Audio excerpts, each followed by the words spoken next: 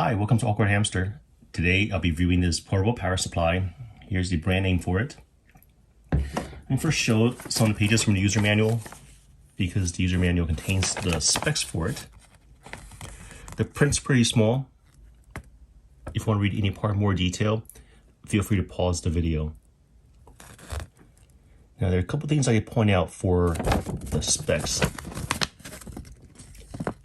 There's a 400 watt rating with 600 watt peak, lithium ion battery inside,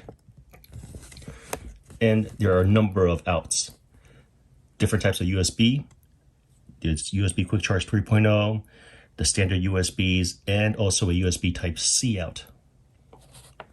Pure sound wave. That way it allows me to plug in sensitive electronics such as my computers, and offers a number of protections. Now, over here we see that it's capable of using the 12 volt out, but in the package it did not come with any 12 volt adapter. The 12 volt, like the car cigarette port type of adapter, those would need to be purchased separately. But instead, it did come with the MC4 cable adapter. Here's some information on the LEDs. It's also got a built-in very bright flashlight.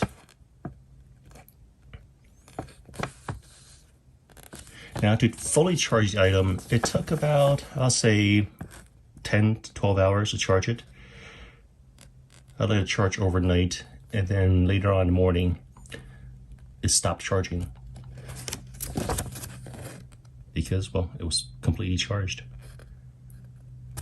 And here's the warranty information.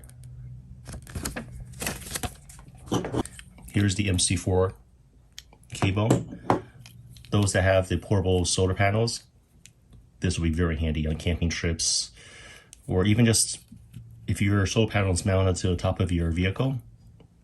Well, actually now it can be used to charge this portable power supply. If your vehicle doesn't have a solar panel on top, this can still be charged using the 12 volt cigarette port. Here we have the AC adapter. It is universal. Inputs at 100 to 240 volts, outputs at 19 volt, 3 amps.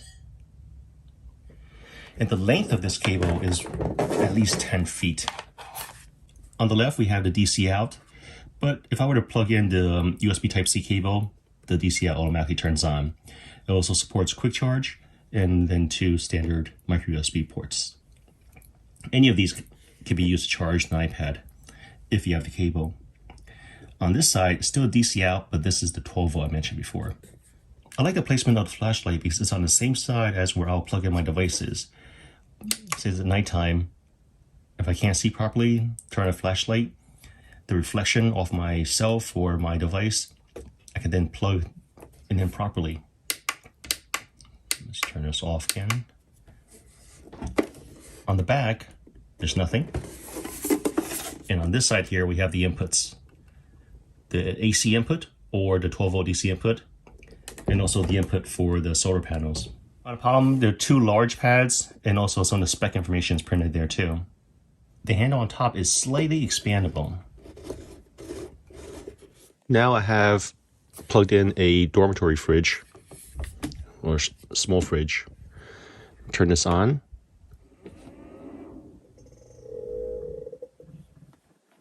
I heard the compressor kick in for just like about a second, then it couldn't kick anymore. So this is not powerful enough to power a fridge this size. This is my Sony 48-inch TV.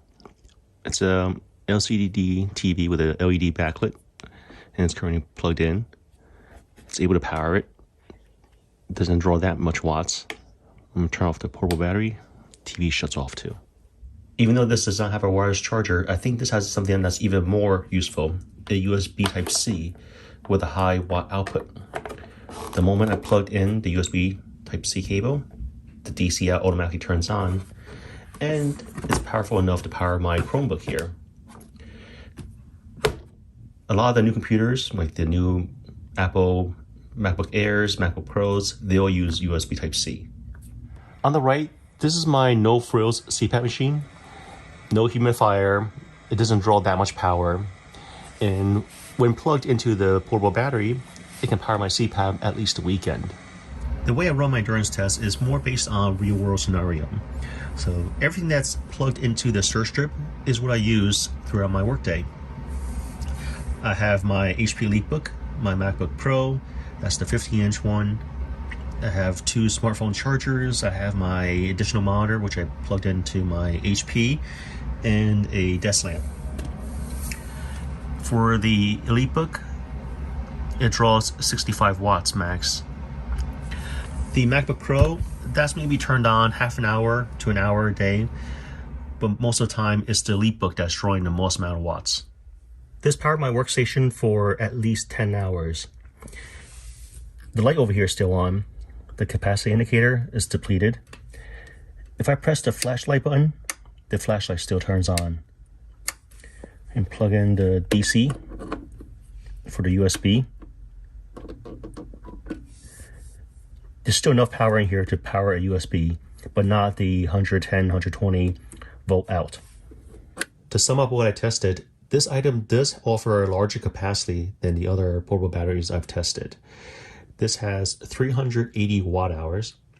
So because there was a little bit more capacity, I plugged in more devices for my test.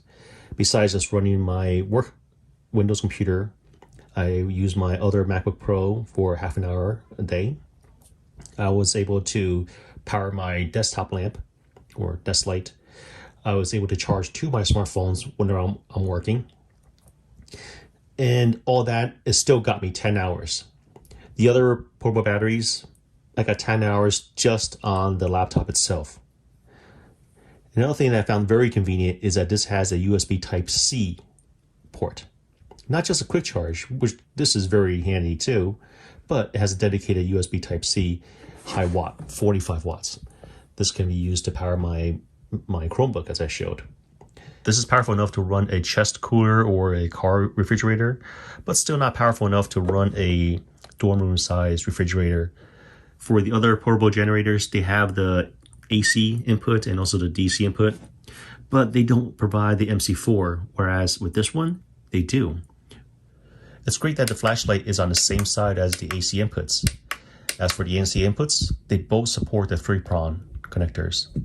One thing I didn't like was that it did not come with any DC 12-volt adapter.